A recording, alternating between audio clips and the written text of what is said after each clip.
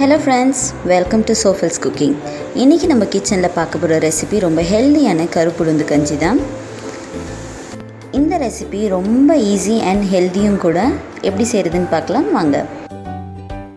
இன்னைக்கு நான் 1 கப் அளவு உளுந்து எடுத்துர்க்கேன். அதை வாஷ் பண்ணி நம்ம ரெடியா வச்சுக்கலாம். இப்போ pan நல்லா ஹீட் ஆனதும் 1 டேபிள்ஸ்பூன் அளவு நெய் ஊத்தி நம்ம வாஷ் பண்ணி வச்சிருக்க கருப்பு உளுந்தை இதில் கொட்டி நல்லா வறுக்கலாம். நல்லா கைவிடாமல் வறுத்துட்டே இருக்கலாம்.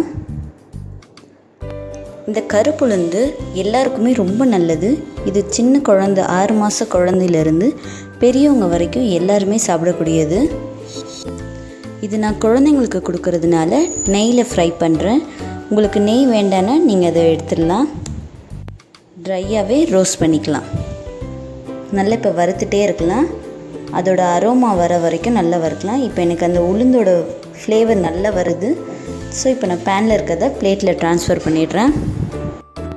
இப்போ அடுத்து இதே பேனில் ஒரு 1/2 டேபிள்ஸ்பூன் அளவு நெய் ஊற்றி நம்ம நட்ஸ் எல்லாம் வறுத்துடலாம். நான் இன்றைக்கி 6 முந்திரி பருப்பு எடுத்திருக்கேன். ஒரு 10 to 15 பாதாம் பருப்பு எடுத்திருக்கேன்.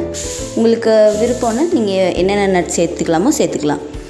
இதில் இன்னும் ஃப்ளேவர் சேர்க்கறதுக்காக நான் ஏலக்காய் சேர்க்குறேன். ஒரு 5லேருந்து 6 ஏலக்காய். இது எல்லாமே நல்லா நெய்யில் வறுத்துக்கலாம். இது நம்ம எல்லாமே நெய்யில் வறுத்து கஞ்சி செஞ்சோன்னா நம்ம கஞ்சி செய்யும் போதே ரொம்ப வாசனையாக இருக்கும். குழந்தைங்களும் நல்லா விரும்பி சாப்பிடுவாங்க. இதுக்காக தான். இப்போ இதே பேனில் நம்ம ஜவ்வரிசியும் போட்டு நல்லா வறுத்துக்கலாம். இது வறுக்கும் போதே நல்லா பொரிஞ்சு வெள்ளை கலரில் வரும். அந்த வெள்ளை கலரில் ஆனதுக்கப்புறம் எடுத்து சாப்பிட்டு பாருங்கள். நல்லா மொறுமொறுன்னு இருக்கும். மொறுமொறுன்னு ஆச்சுன்னா நம்ம ஸ்டாப் பண்ணிடலாம். இது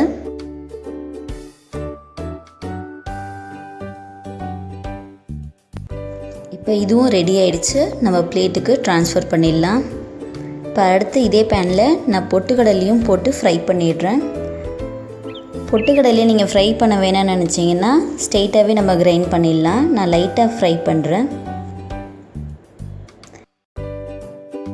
இது மாதிரி குழந்தைங்களோட ஃபுட்டில் நம்ம ரெகுலராக பொட்டுக்கடலை, கருப்புளுந்து இது எல்லாமே சேர்த்துக்கிட்டோம்னாலே குழந்தைங்களுக்கு வெயிட் கெயின் ஆகிறதுல ரொம்பவே ஹெல்ப்ஃபுல்லாக இருக்கும்.